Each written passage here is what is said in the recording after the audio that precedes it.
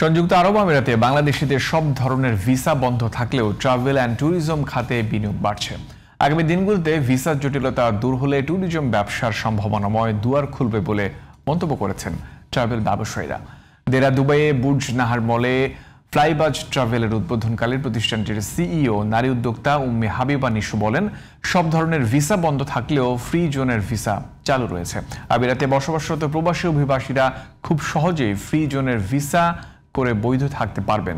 অনুষ্ঠানে উপস্থিত ছিলেন কমিউনিটি নেতা সালাউদ্দিন আহমেদ, প্রতিষ্ঠানটির কর্ণধার মেহেদি হাসান, সিইও উম্মে হাবিবা নিশু, কমিউনিটি নেতা প্রকৌশলী মোহাম্মদ সালাউদ্দিন, হাজী শরাফত আলী, সিরাজুল ইসলাম নবাব, মোহাম্মদ আজিমউদ্দিন, মোহাম্মদ এনাম, ট্যুরিজম ব্যবসায়ী মোহাম্মদ রফিকুল ইসলাম সহ সাংবাদিক ও কমিউনিটি নেতারা।